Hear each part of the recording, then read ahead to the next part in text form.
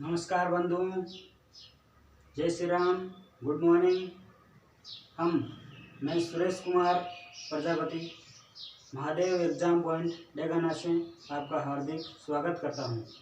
हम छोटे छोटे प्रश्नों के माध्यम से, छोटे छोटे वीडियो के माध्यम से एक ऐसी श्रृंखला स्टार्ट कर रहे हैं जो कि बहुत ही महत्वपूर्ण है। परीक्षा में एक न एक क्वेश्चन आते रहते हैं और इन प्रश्नों में सबसे ज़्यादा कन्फ्यूजन होता है। याद होते हुए भी गलत हो जाता है, याद होते हुए भी परीक्षा में गलत हो जाता है, क्योंकि वहाँ पर बहुत ज़्यादा डिफरेंस रहता है, परीक्षा का दबाव रहता है जिसको हम झेल नहीं पाते हैं और हमारा प्रश्न आते हुए भी हमें गलत हो जाता है, क्योंकि वो कॉन्सेप्ट क्लियर नहीं रहता है और क्लियर रहता हुए भी गलत हो जाता है, क्योंकि उसमें बहुत ज़्यादा कन्फ्यूजन होते हैं। ऐसे ऐसे एक सही से नाम दिमाग के अंदर उनके होते हैं तो सभी सभी क्वेश्चन एक जैसे लगते हैं और सभी के सभी सही लगते हैं, तो वो हम उनका निष्कर्ष नहीं निकाल पाते हैं कि कौन सा गलत है कौन सा सही है। इसीलिए दिमाग में छोटी छोटी इमेज के माध्यम से, छोटे छोटे ट्रिक के माध्यम से सेट किए हुए होते हैं, तो हमारा प्रश्न गलत नहीं होगा कभी भी। हम शुरू करते हैं। हमारे राजस्थान में क्या है कि एक ऐसे दुर्ग है, किले हैं, महल है, बावड़ियाँ हैं, कई चीज़ें ऐसी है जिनका नाम सेम मिलता है। कई नाम है जो एकदम सेम मिलते हैं, जिस कारण से हमें कठिनाई होती है याद रखने में और उनमें बहुत ज़्यादा कन्फ्यूजन रहता है। हमारे राजस्थान इसीलिए प्रसिद्ध है। राजस्थान एकता और अखंडता के लिए प्रसिद्ध है। सारे विश्व में राजस्थान की संस्कृति, कला संस्कृति और विविधता में एकता के लिए प्रसिद्ध है। इसीलिए हमारे राजस्थान में एक ही नाम के जैसे कई चीज़ें हैं जिसमें बहुत ज़्यादा कन्फ्यूजन हो जाता है। तो हम बिना टाइम गंवाए शुरू करते हैं इसको। चलो शुरू करते हैं। नवलखा बुर्ज। नवलखा बुर्ज कहाँ पर है बच्चों? नवलखा बुर्ज है चित्तौड़गढ़ में। नवलखा बुर्ज चित्तौड़गढ़ में। नवलखा बुर्ज कहाँ पर है? चित्तौड़गढ़ में।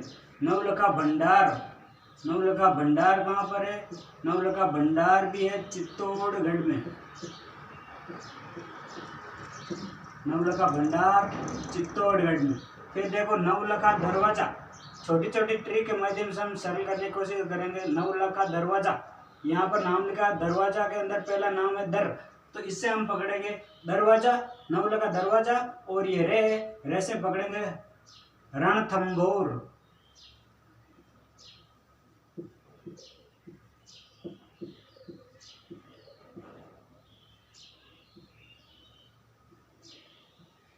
नवलखा दरवाजा रणथंभौर।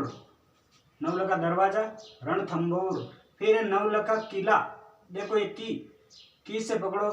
किला के अंदर क्या होता है? राजा महाराजा किला के अंदर छोटी छोटी झांकियां रखते थे, दरवाजे छोटे छोटे खिड़कियां रखते थे। उसी से हम पकड़ेंगे किला। किला से की से पकड़ेंगे किला और जा से पकड़ेंगे झांकी, तो नवलखा किला हो जाएगा झालरापाटन।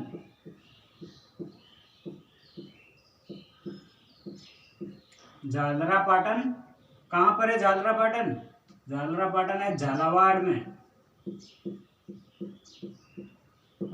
झालरापाटन झालावाड़। फिर है नवलखा महल। महल को कहाँ से पकड़ेंगे? नवलखा महल को कैसे याद रखेंगे? महल में रहते थे राजा, हमारे शासक थे उदय सिंह। उदय सिंह रहते थे महल में, जहाँ से महाराणा प्रताप का महलों में जन्म हुआ था।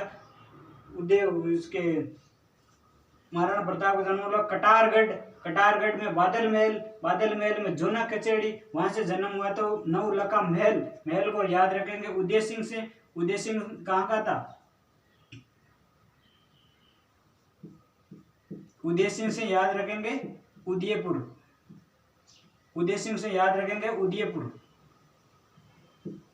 नवलखा महल कहाँ पर है? उदयपुर में। अब है नवलखा बावड़ी।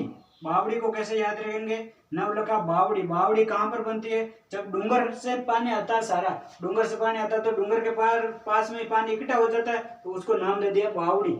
ये याद रखने के लिए कर रहे हैं हम, केवल इमेज कर रहे हैं याद रखने के लिए। डूंगर से सारा पानी आके पास में जमा हो जाता है तो उसको लोग बावड़ी कहने लगे। तो डूंगर से क्या क्या याद रखेंगे? डूंगर से याद रखेंगे डूंगरपुर। डूंगर से याद रखेंगे डूंगरपुर। तो नवलखा बावड़ी कहाँ पर हो गई? डूंगरपुर में। फिर है नवलखा बांध। बांध को कैसे याद रखेंगे? नवलखा बांध को याद रखेंगे कि हम शादी में, शादी ब्याह में या सवामनी में कहीं पर जाते हैं तो हमारे लिए क्या बांधते हैं? बांध। बांध मतलब बूंदी। बूंदी से हमारे लिए लावना बांधते हैं या बींदड़ी बांधते हैं, वो बांधते हैं बूंदी से। शादी में अगर कुछ कितनी भी मिठाइयाँ बनाई हुई हो, लेकिन लावना बांधने के लिए या बींदड़ी बांधने के लिए बूंदी स्पेशल उसी के लिए बनवाई जाती है। इसलिए हम इसे बांध से याद कर लेंगे बूंदी। बांध से याद कर लेंगे बूंदी। बांध से याद कर लेंगे बूंदी। तो नवलखा बांध कहाँ पे हो गया? नवलखा बांध हो गया बूंदी के अंदर। फिर है नवलखा झील। नवलखा झील को कैसे याद रखेंगे? तो इसी से याद रख लेंगे हम। ग्वारफड़े की सब्जी, उस ग्वारफड़े से बनाते हैं पूजी, और बाजरे का सोगरा, उसका खाने का आनंद ही कुछ और है। इसलिए इससे याद रख लेंगे हम बूजी से। बू से बूंदी, जी से झील। तो नवलखा झील कहाँ पर हो गई? नवलखा झील हो गई बूंदी के अंदर। नवलखा झील हो गई बूंदी के अंदर। फिर नवलखा सरोवर। सर जी, नवलखा सरोवर को कैसे याद रखें? तो नवलखा सरोवर को ऐसे याद रखना है कि सरोवर कहाँ पर होता है? सरोवर होता है हमारे गांव के अंदर, बाहर की तरफ, गांव से बाहर होते हैं सरोवर। सरोवर गांव से बाहर होते हैं, तो इससे हमारा उत्तर निकल के आ गया। सरोवर होते हैं गांव के बाहर, तो लिख दो बाहर। बाहर से 12। तो नवलखा सरोवर हो गया 12 के अंदर। फिर है नवलखा बाग। सर, नवलखा बाग को कैसे याद रखें? नवलखा बाग को ऐसे याद रखना कि रामचंद्र जी वनवास में चले गए, पीछे से उनका भरत को शासक बनाना, राजा बनाना चाहता, लेकिन भरत राजा बना नहीं। उन्होंने कहा कि उनके पास में एक बाग था, बाग में उन्होंने, भरत ने कहा कि जब तक रामचंद्र जी आएंगे तब तक मैं इस बाग में बैठा बैठा रामचंद्र जी का नाम लूंगा, भक्ति करूंगा, और मैं शासक राजा नहीं बनूंगा। तो उनके पास में एक बाग था और भरत राजा नहीं बना था, तो इससे हम याद रख लेंगे, भरत से याद रख लेंगे भरतपुर। बाग कहाँ पर था? भरतपुर। फिर है नवलखा झरना। इस जैसे पकड़ो, नवलखा झरना, जैसे झरना, जैसे पकड़ो जोधपुर। नवलखा झरना कहाँ पर? नवलखा झरना जोधपुर में। नवलखा झरना हो जाएगा आपका जोधपुर में। फिर है नवलखा तीर्थ। सर, नवलखा तीर्थ को कैसे याद रखें? तो नवलखा तीर्थ को आप इस प्रकार से याद रख सकते हैं कि हमारे राजस्थान में परंपरा है कि कहीं पर भी तीर्थ यात्रा जाते हैं तो हम पैदल जाते हैं, पैदल जाते हैं, और पैदल जाते हैं हम। तो मारवाड़ में से कहते हैं हम तो पाले जाएंगे, और लेडीज होगी तो वो कहेगी मैं तो पाली पाली जाऊंगा तीर्थ यात्रा करने के लिए, पाली पाली जाऊंगा। इसका मतलब तीर्थ कहाँ पर है? पाली में है। इसका मतलब आपका तीर्थ हो जाएगा पाली में। नवलखा तीर्थ हो जाएगा पाली में। तो नवलखा कुंड कहाँ पर होगा? तो तीर्थ यात्रा करने के लिए पाले जाएंगे या पैदल जाएंगे, तो कुंड में स्नान करने के लिए भी पाले या पैदल भी जाएंगे, तो ये नवलखा कुंड भी हो जाएगा आपका पाली में। नवलखा कुंड हो जाएगा पाली में। फिर है नवलखा मंदिर। सर, नवलखा मंदिर को कैसे याद रख सकते हैं? तो हमारे राजस्थान में यही परंपरा है कि मंदिर में जाते हैं या तीर्थ में जाते हैं या कुंड में स्नान करने के लिए जाते हैं तो पैदल ही जाते हैं। तो मंदिर जाते हैं तो मंदिर में रामदेवरा जाते हैं, सालासर जाते हैं, या कहीं पर भी जाते हैं तो तीर्थ यात्रा करने लिए जाते हैं तो ज्यादातर पैदल ही जाते हैं। तो ये मंदिर भी हो जाएगा पाली में। मंदिर में तीर्थ यात्रा करने के लिए मंदिर जाओगे तो पैदल पैदल जाओगे, तो इससे हो जाएगा पाली। तो नवलखा मंदिर भी हो जाएगा आपका पाली में। इस प्रकार से इन सारी चीजों को, सारे नामों को इकट्ठे करके बताने का प्रयास किया है, और एक बार आपका वापस रिवाइज करा देता हूँ।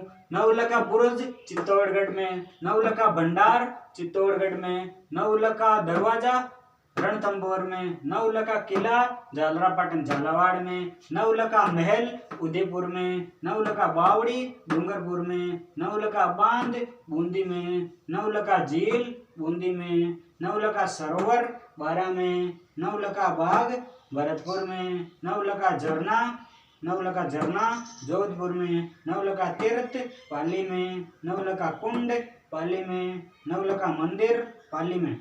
इस प्रकार से आप 2-4 बार इनको पढ़ोगे, रिवाइज करोगे, और इनको एक दूसरे से रिलेट करते हुए पढ़ोगे तो आपको बहुत आसानी से याद हो जाएगा। और इस प्रकार से मैंने ये छोटे से वीडियो के माध्यम से बताने का प्रयास किया है, और अगर आपको पसंद आए तो लाइक करना। Thank you very much. धन्यवाद।